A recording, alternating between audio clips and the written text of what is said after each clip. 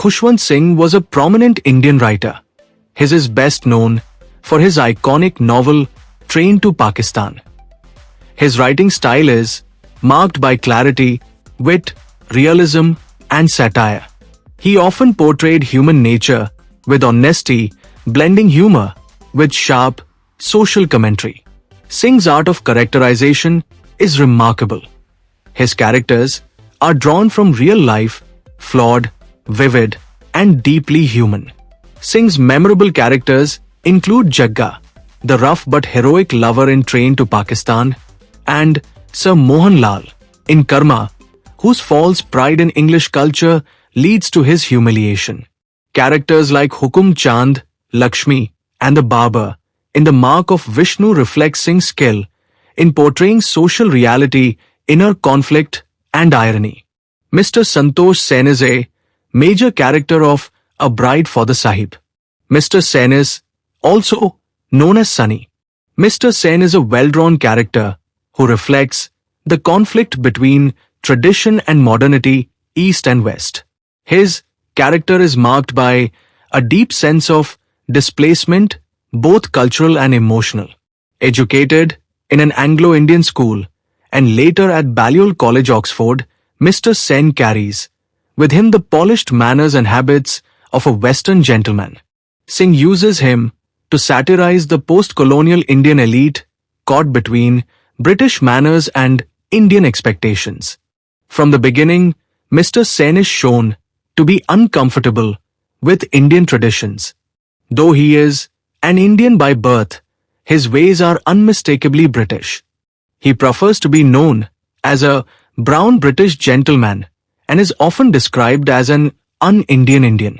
His tastes reflect this identity. He drinks scotch, smokes cigars, and a pipe. He listens to Western classical music and speaks with an English accent. His behavior, as the narrator puts it, is modeled exactly like an English gentleman. Mr. Sen character reminds us of Sir Mohan Lal of Karma. Both characters look down on their Indian roots and overvalue their Western polish.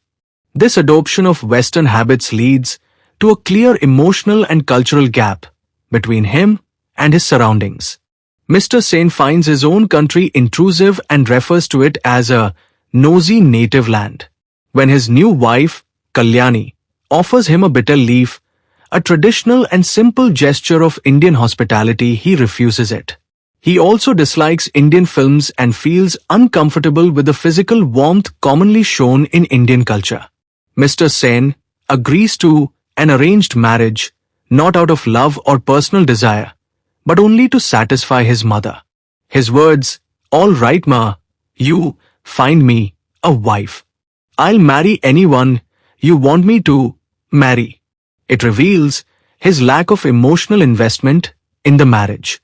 He does not believe in traditional Indian rituals, and that is why he insists on a registry marriage, a decision that already hints at his detachment from the process.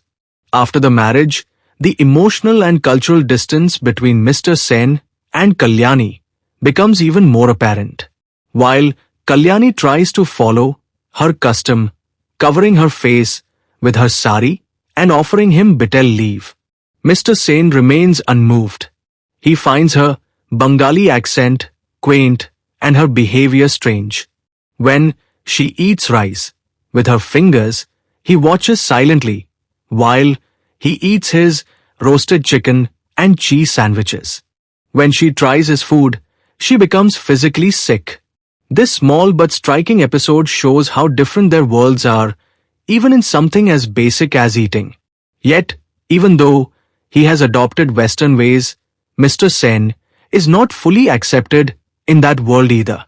His colleagues call him a vogue, a westernized, oriental gentleman. His accent and polished ways make him stand apart, but they also isolate him. He remains in between, neither fully Western nor fully Indian. Mr. Sen also comes across as emotionally shallow. He does not make an effort to understand Kalyani or her needs.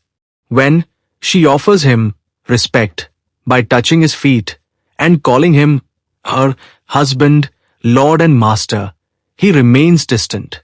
The story takes a tragic turn when Kalyani commits.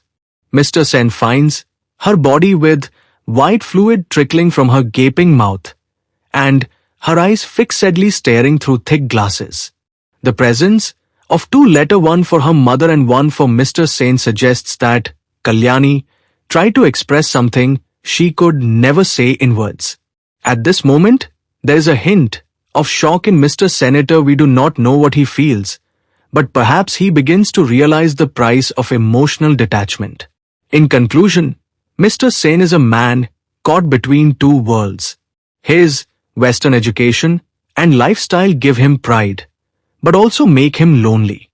He fails to understand or accept his wife, and this failure leads to silence, distance, and ultimately tragedy. He is a product of colonial influence, someone who tries to live like a British gentleman, but ends up disconnected from both his homeland and his heart.